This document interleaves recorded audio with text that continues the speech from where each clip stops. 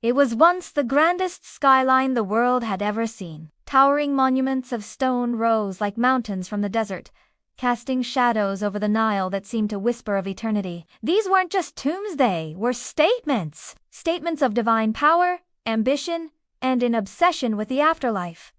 That defined one of the most iconic civilizations in history. But then, silence.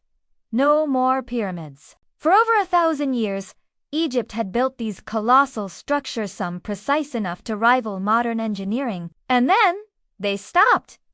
Just like that, the golden age of pyramid building came to an abrupt end. Why? What changed in a civilization that seemed to revolve around them? To understand, we must travel not only through time, but through ideology, politics, technology, and perhaps even fear. Let's go back to the beginning. Not to Giza. Further.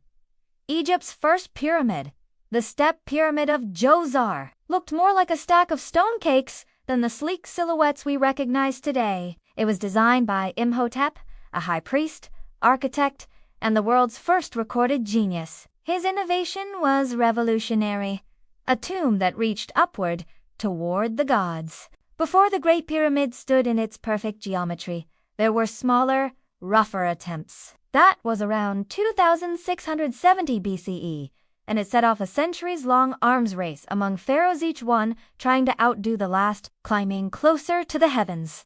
The result? The pyramids of Sna bent, then red. Then, his son Khufu built the Great Pyramid at Giza, the only wonder of the ancient world still standing. Look at the pyramids of the later dynasties, many are crumbling ruins.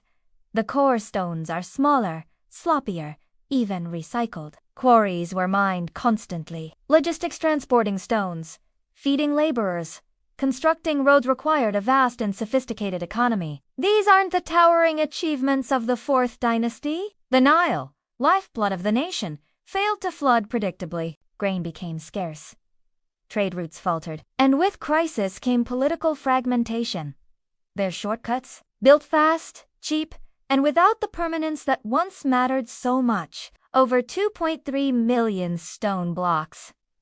Some weighing more than a truck. Without a strong central government, there was no pharaoh commanding national resources, no economy to support massive building projects, placed with such precision that even today, we're not entirely sure how it was done. And yet, barely 200 years later, pyramid building was in decline.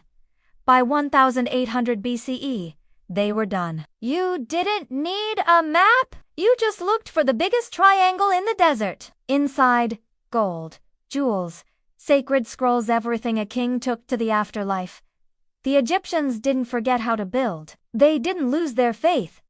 But something happened. Something fundamental. Not grand on the outside, but guarded by secrecy. Let's follow the clues. One of the first signs is quality. Why would pharaohs, once obsessed with eternal legacy, suddenly settle for mediocrity?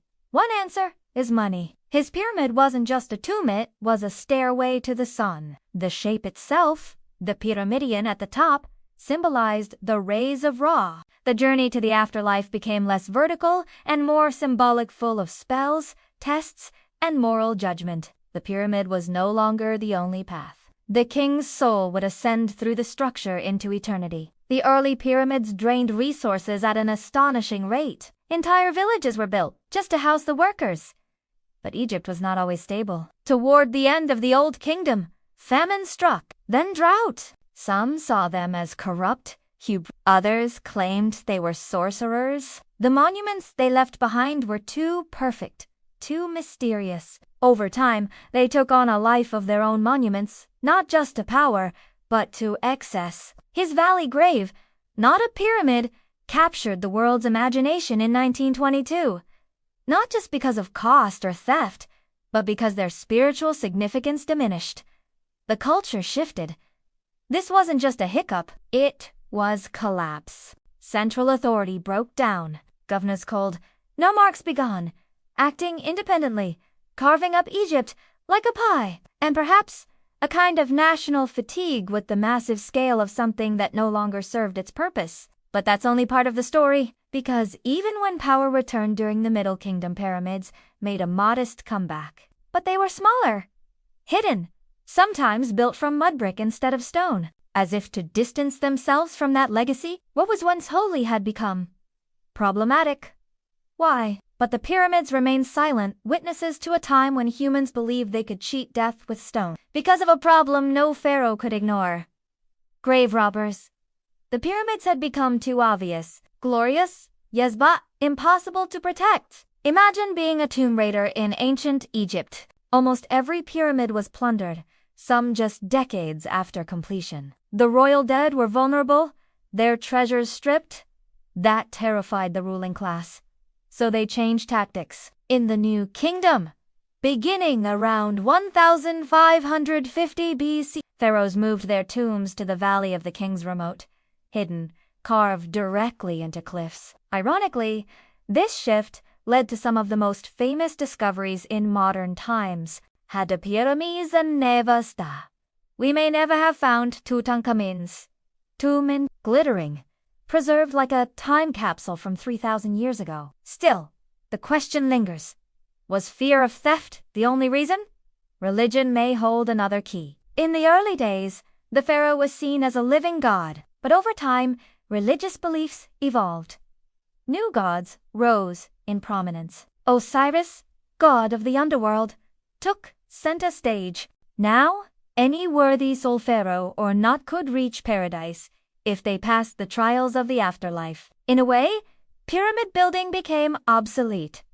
And then there's one final theory. What if the pyramids themselves became too powerful? Consider this.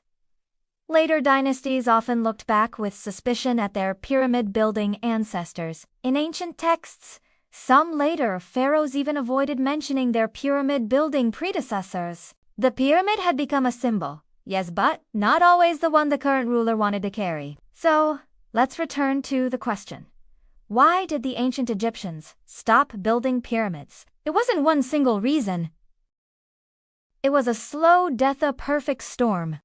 Economic strain, political collapse, grave robbery, shifting beliefs, changing symbolism. But the irony is, the pyramids lasted. Thousands of years later, they still rise from the sand, enduring long after the reasons for their existence faded. They became more than tombs. They became eternal. The kings who built them are gone, their names often forgotten. Maybe they were right, not in body, but in memory, not in soul, but in story. And that may be the greatest legacy of all.